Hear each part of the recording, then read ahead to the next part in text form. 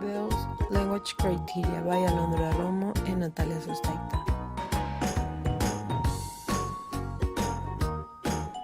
According to Bells, he has listed 7 criteria that may be useful in discussing different kinds of language.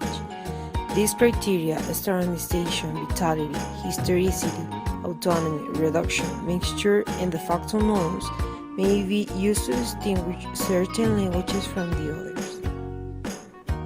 Standard English is that variety of English which is usually used in print and which is normally taught in schools and to non-native speakers learning the language. It is also the variety which is normally spoken by educated people and used in new broadcasts and other similar situations. Standardization is sometimes deliberately undertaken quite rapidly for political reasons. Standardization is the process by which a language has been codified in some way. That process usually involves the development of such things as grammar, spelling books, and dictionaries, and possibly a literature. As an example, we have Shakespeare. Vitality, the second of Bell's criteria, refers to the existence of a living community of speakers. This criterion can be used to distinguish languages that are alive from those that are dead. But Hebrew contradicts that assertion. Hebrew always existed in a spoken form as a liturgical language. Historicity refers to the fact that a particular group of people finds a sense of identity through using a singular language.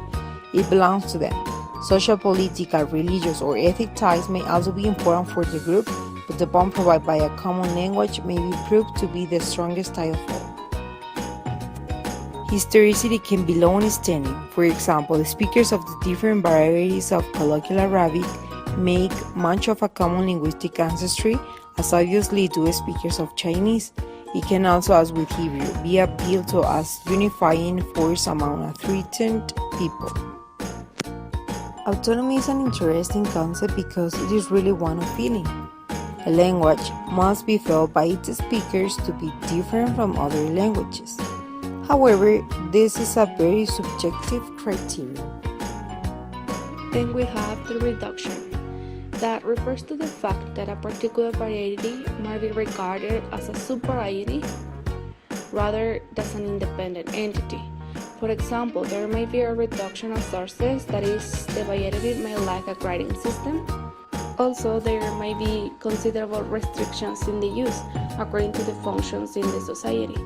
Example of this is Pidgin versus English. Pidgin languages are very much reduced in the function they serve in the society, in contrast to standardized languages such as English. Then we have the mixture. That refers to the feeling that speakers have about the purity of the variety they speak. This criterion seems to be more important of some languages than others.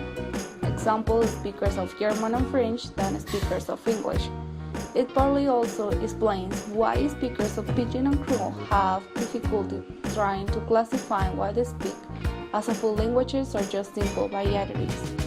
These varieties have been mixed, and the people that speak them often feel that the varieties are neither one thing or another.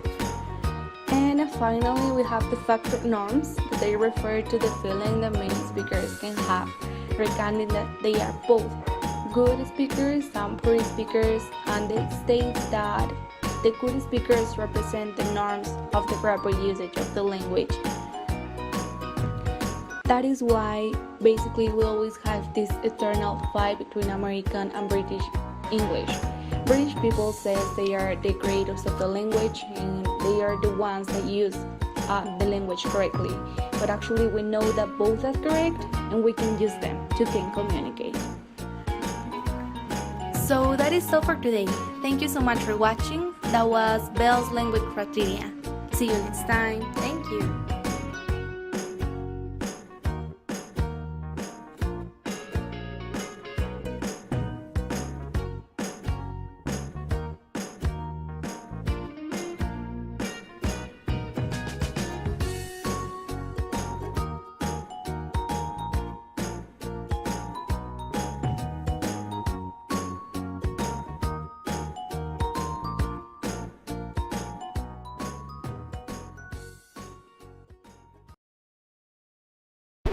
created using Powtoon.